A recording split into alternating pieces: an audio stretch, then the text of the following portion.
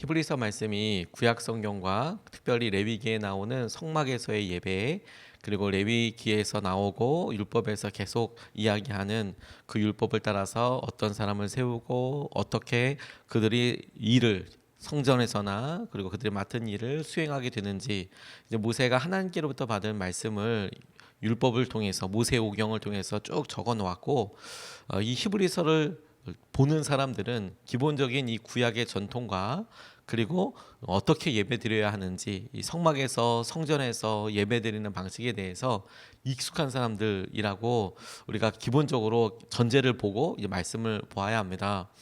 우리가 레위기 말씀이 우리에게 쭉 읽을 때 잘 마음에 들어와지지 않는다, 혹시 이렇게 생각이 되어진다면, 이유는 우리가 우리 앞에서 이 레위기에서 쓰여진 방식대로 예배드리는 것을 한 번도 보지 못했기 때문에 그래요.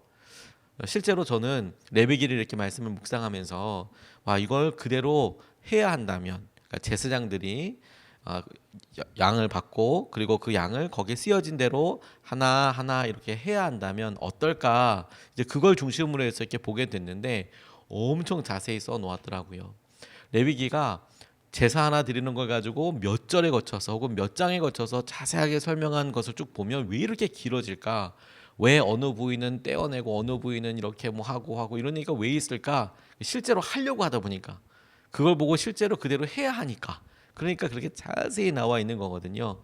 자, 그걸 이 사람들이 앞에서도 보았고, 그래서 머리에도 이렇게 생각할 수 있고, 그렇구나, 그게 그런 의미가 있구나, 어떻구나라는 것을 기본적으로 아는 사람들이 오늘 대제사장으로서의 예수님을 이렇게 설명할 때, 이 부분이 중요하겠구나, 이렇게 이런 의미가 있겠구나, 그들이 계속 전통으로 내려져 온 것에 있어서 이러이런 단점이 있구나, 그걸 우리보다 더 쉽게 마음속에 이렇게 받아들였을 거예요.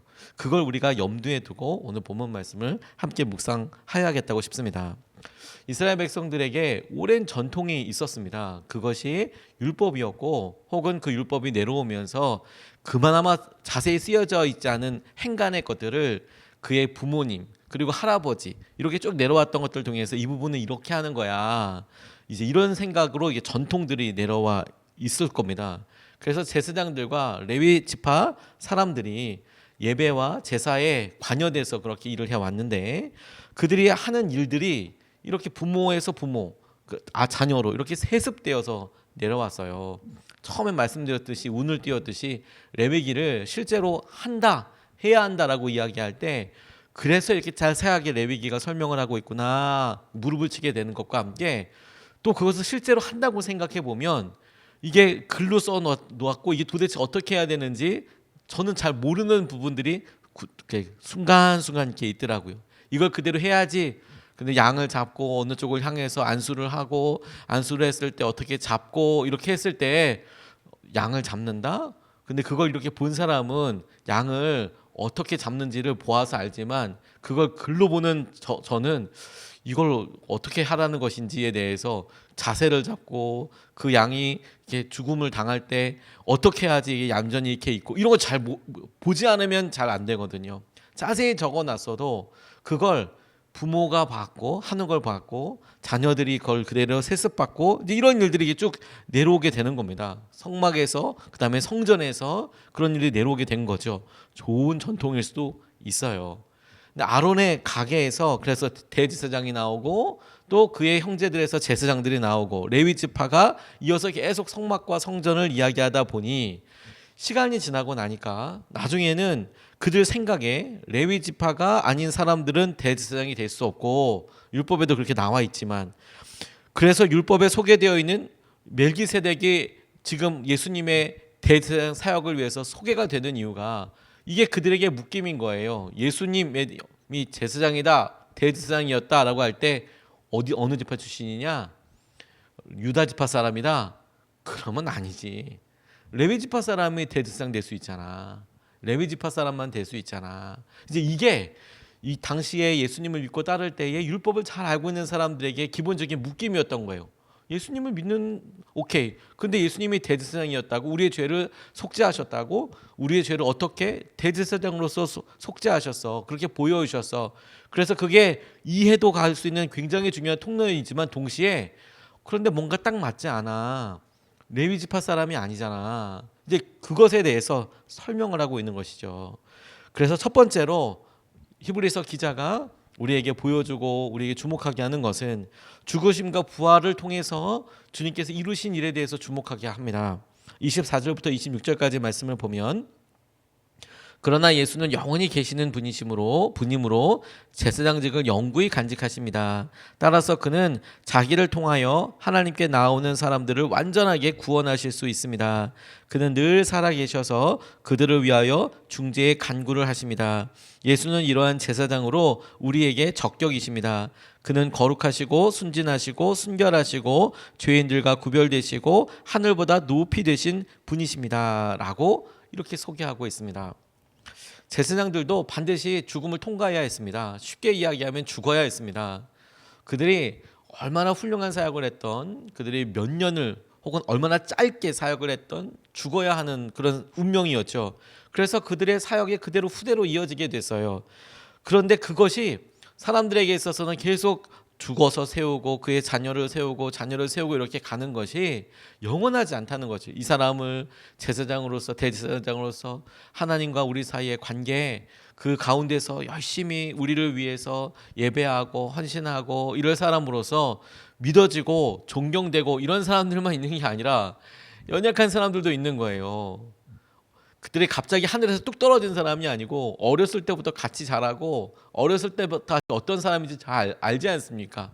어떤 사람은 정치적일 수도 있고 어떤 사람은 자기의 욕심을 극복하지 못했을 수도 있고 어떤 사람은 사생활이 어려울 수도 있고 막 이런 다양한 사람을 다 아는 거죠, 주위의 사람들이. 그런데 아버지가 대제사장이어서 그가 대제사장이 되는 경우 생각해 보세요.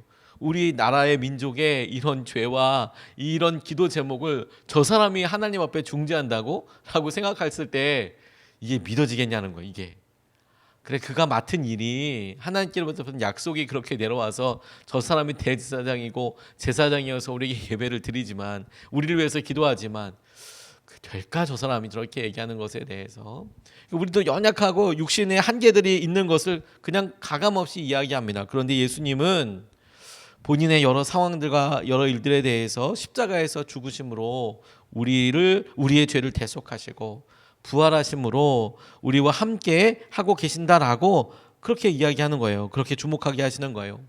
우리가 십자가를 떠올리고 그 약속을 의지할 때마다 주님의 은혜는 새롭게 우리에게 다가와서 우리를 다시 시작하게 하십니다. 주님께서 우리를 붙잡아 주시고 인도하시는 것을 통해서 그래서 우리를 위하여 중재하시는 분, 우리를 위하여 함께 하시는 분으로서 예수님께서 우리에게 함께 하시고 인도하여 주시는 것이죠. 예수님은 거룩하시고 예수님께서 그런 놀라운 성품과 은혜를 갖고 계시는 것이 우리에게는 안심이 되고 주님께서 놀랍게 우리 가운데 함께 하시는 것을 보게 하시고 인도하시는 것을 우리가 알게 되는 것이죠. 부끄럽지만 사역자들이 목회자들이 큰 어려움과 환난 가운데 스스로 유혹에 넘어지는 것들로 인하여서 안타까워할 때가 이렇게 많이 있습니다. 믿고 의지했는데 어떻게 저렇게 실수를 하실 수 있나.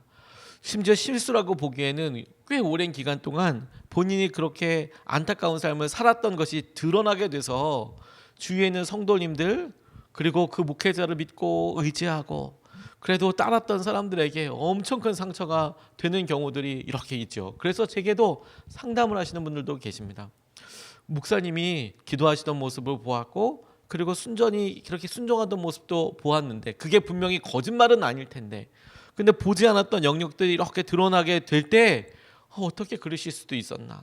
그리고 그것으로 인하여서 그분의 인격과 모든 것 전체를 의심하게 될 때가 있는 것이죠. 혹시 그렇게 기도하시고 또 그렇게 말해 주셨던 것들도 그게 진심이 아닐 수 있지 않나. 혹은 그걸 어떻게 받아들여야 되나. 이게 마음속에 큰 짐이 되시는 경우들이 많이 있으신 거예요. 대부분 그렇게 교회에 어려움이 있고 힘든 일이 있어서 피치 못하게 그 교회를 떠나야 되고 혹은 상처로 인해서 힘들어하게 되는 경우들을 보면 대개 오셔서 그런 이야기들을 많이 하세요.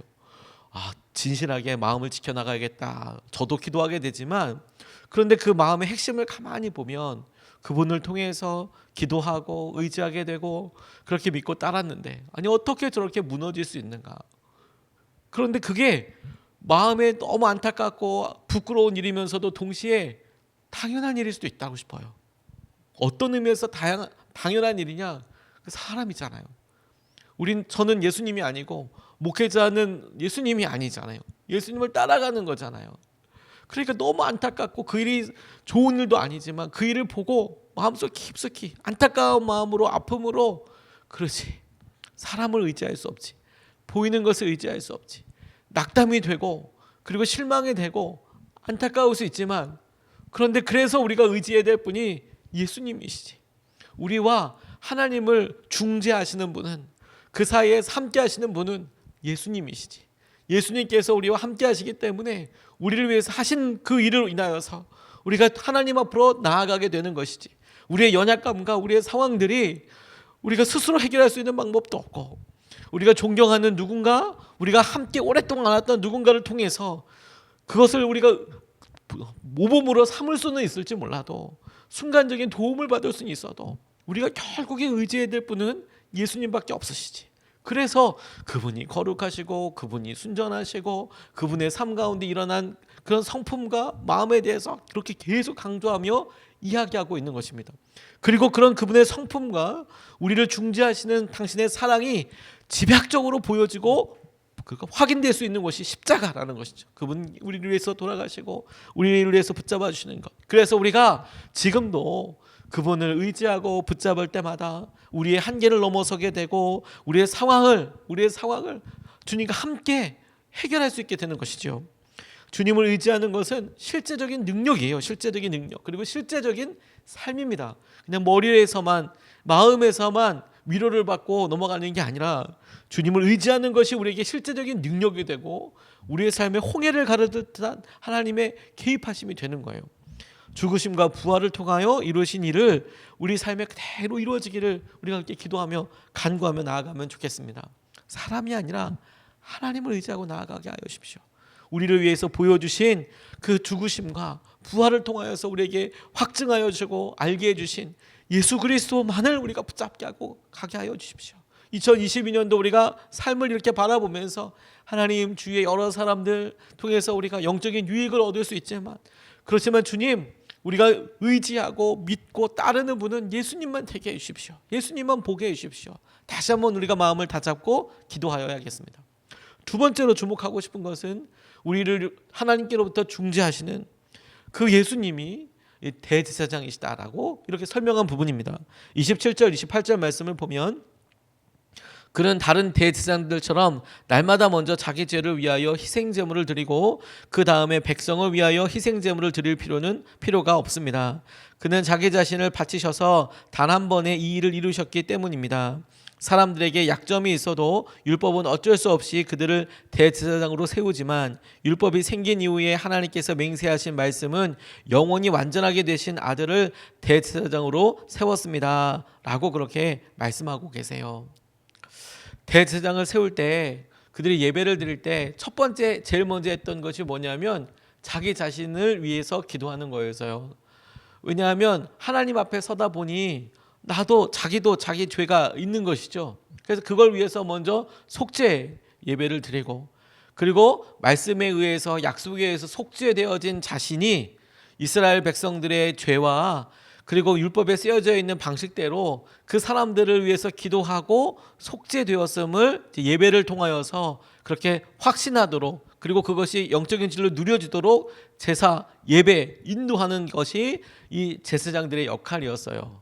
근데 주목하는 것 계속 이 율법을 통해서 이야기하고 있는 것이 뭐냐면 우리가 그 제사장들이 어떤 삶을 사는지 다 안다는 거예요. 다 알고 그들이 어떤 연약한 사람들이 다 안다는 거예요. 다 보죠.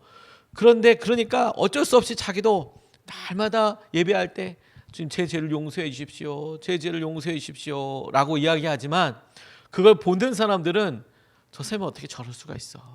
어떻게 저 사람이 나를 위해서 예배할 수 있어. 어떻게 저렇게 할 수 있어. 그렇게 되더라고요. 그렇게 생각되어지더라고요.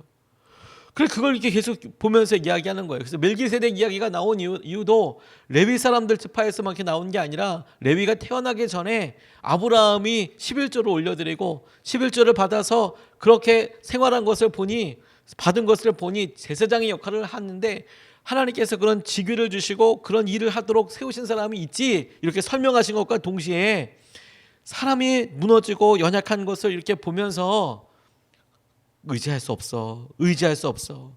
희생제물을 본인 스스로도 드려야 하고 그래서 그걸 계속 하다 보니 그것을 한 번 그냥 그렇구나가 아니라 10년을 혹은 평생을 그렇게 살아가는 모습을 보고 계속해서 그것에 무너지게 되는 것이죠. 어떻게 저럴 수가 있어. 저분이 저렇게 하면서 자기들끼리 정치적인 일을 하고 자기들끼리 어려운 일을 하고 어떻게 저럴 수가 있어. 그런데 예수님이 자신을 위해서 자신이 스스로 십자가에서 자기를 위해서 돌아가시고 그리고 사람들을 위해서 하신 여러 일들을 보니 하나님께서 그 일을 보고 영원히 변하지 않는 대제사장으로서 다시 말해서 우리를 위해서 속죄하게 하시고 우리를 위해서 친히 그 예배의 핵심이 되시고 그분이 어린 양 되셔서 자기의 생명으로 대신하시고 자기의 생명으로 증명해내신 것을 통하여 우리에게 그분을 믿고 의지하면 우리의 죄를 속죄하시고 우리의 죄를 다시 한번 새롭게 부팅해 주셔서 하나님 앞에 새롭게 세우시는 그런 역할로 희생양이고 어린 양이 또 그 일을 이루시는 대제사장으로서 우리에게 예수님을 허락하여 주셨다라는 겁니다. 단번에 해결해 주신 주님의 능력은 또한 영원히 우리와 함께 하셔서 영원히 은혜가 되는 것이고 영원히 믿음으로 고백하고 의지하는 한 날마다 새롭게 적용되고 날마다 누릴 수 있는 손길이 되는 거예요. 그게 너무 중요하고 그게 너무나 함께 하시는 하나님의 약속이 되는 것이죠. 제가 목사 안수를 이렇게 목회자로서 안수를 받을 때 그 즈음에 감리교회에 안타까운 일들이 이렇게 있었어요. 몇몇 목사님들이 안타까운 일을 이렇게 하시고 그래서 마음이 막 너무 힘들고 무너지더라고요. 그리고 하나님께서는 그때 마치 감리교회에 매를 대셔서 정결하게 하시기 위해서 드러내시고 사정없이 그런 일들을 다루셔 가던 때가 이렇게 있었습니다. 그런데 제게 목사 안수를 받는 그때 그것과 관련된 어떤 한 분이 함께 안수를 하게 되는 상황이었어요.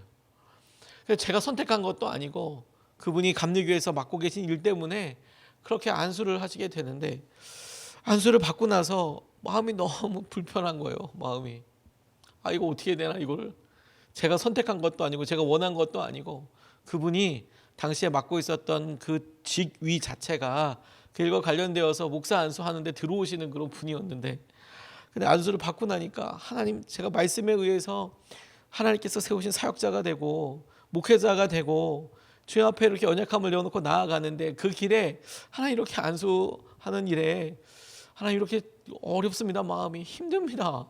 제게 실제로 그게 너무 어려움이 됐었어요. 하나님 이거 어떻게 해야 됩니까? 어떻게 해야 됩니까? 할 수만 있으면 하나님 이거 제가 선택할 수만 있다면 저는 이렇게 했을 것 같은데 그런데 그런 마음에 대해서 주님께서 제게 사람으로 서는 거 아니다. 사람으로.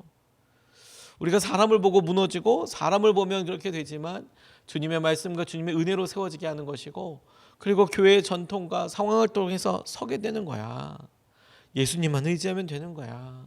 그리고 예수님께서 우리에게 새롭게 하시고 보혈의 능력을 더하여 주시는 거야.